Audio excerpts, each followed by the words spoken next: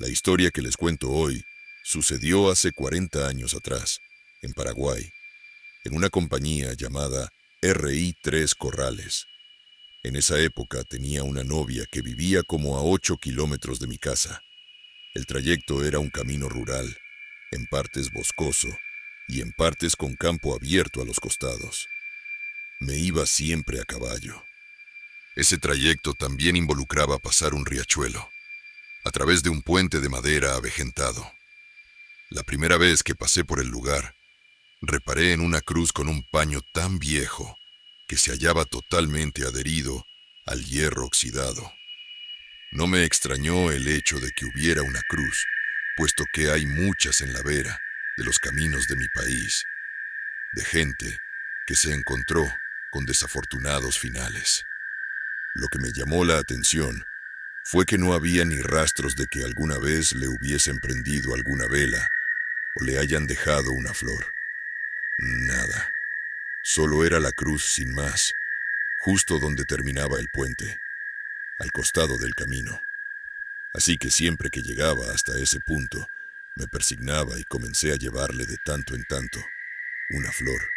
Le prendía a veces una vela, y algo me decía que debía rezar por su alma, haya sido quien haya sido, un malevo o un alma buena. En una de esas ocasiones le pregunté a mi novia si sabía de la cruz del puente, a lo que ella me respondió que no, que siempre la vio ahí desde que tenía uso de razón. Y así sin más no hurgué más en detalles, hasta que un día, luego de que haya pasado por ahí un año, casi infaliblemente todos los sábados, pasó algo que hasta ahora me eriza la piel cuando lo recuerdo o lo cuento, como si lo reviviera tal como aquella noche calurosa de noviembre. Me había despedido de mi novia y venía haciendo mi trayecto acostumbrado, allá por la medianoche. La luna no estaba llena, pero tenía suficiente luz como para no tener que precisar de la linterna que llevaba entre mi faja. Antes de llegar al puente, mi caballo frenó de golpe. Miré enfrente, pero no vi nada. Lo insté a seguir dándole una palmadita, pero seguía resistiéndose. Bufó y movió inquieto sus patas delanteras, sin avanzar un centímetro. Volví a mirar hacia el puente y alrededores. La brisa que un momento atrás movía delicadamente algunas ramas se había ausentado por completo. Solo se oía el riachuelo en su constante serpenteo debajo del puente. Automáticamente miré la cruz como si tuviera algo que ver con el acontecimiento que imperceptiblemente me iba erizando la piel, pero no vi nada raro. Seguía ahí, corroída, aunque ya no solitaria y olvidada. Tenía la vela que yo había dejado prendida hace tiempito y se había derretido formando un pequeño charco de cera. El paño que había cambiado y se estaba volviendo amarillento por el polvo, y un jazmín que había pasado del blanco a un marrón, fundiéndose con el color de la tierra encima de la cual reposaba. Todo estaba tal como venía viendo cada vez que pasaba por ahí. Entonces bajé del caballo, agarré las riendas e intenté que siguiera el camino, y por suerte, aunque con unos pasos dudosos, avanzó. El silencio seguía pronosticando que algo andaba mal, y comencé a desear llegar a mi casa. Monté de nuevo y avanzamos por el puente. La madera crujía bajo las patas de mi caballo, que aún se mantenía inquieto, y justo cuando me sentía más aliviado, pues ya quedaba medio metro para pasar todo el puente, sentí que alguien se montó a mis espaldas.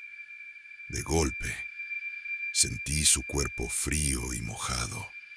En esos microsegundos, escuché cómo el agua goteaba de su ropa e impactaba contra la madera, y su respiración, al contrario de su cuerpo, tibio y húmedo en mi cuello.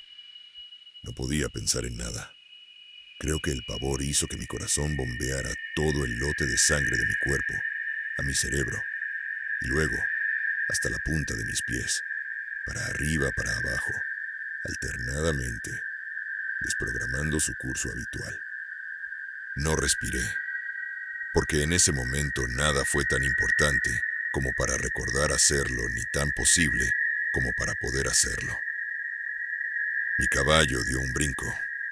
No recuerdo siquiera haberme agarrado, pero me sostuve a él, tal vez por lo petrificado y endurecido que se había quedado mi cuerpo en la montura.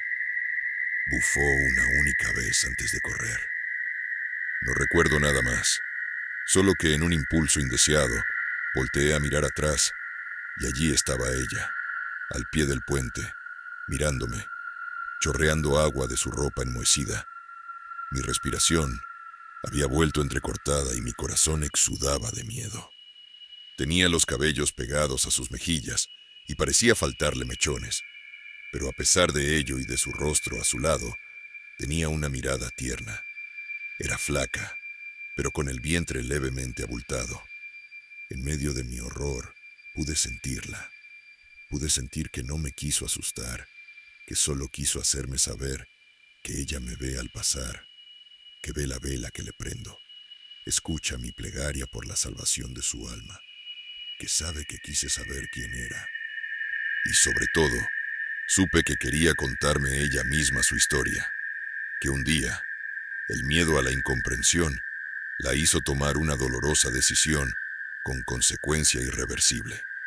Estaba embarazada y decidió saltar del puente. Sé que cuesta creer en estos tiempos que alguien se vea impulsada a algo tan extremo solamente porque se embaraza y tenga miedo de que su familia no lo acepte. Pero no hace mucho era así. Me costó volver a ese lugar. Pero el día que lo hice, puse otra cruz, una pequeñita. La cruz que nadie nunca supo que faltaba en ese lugar.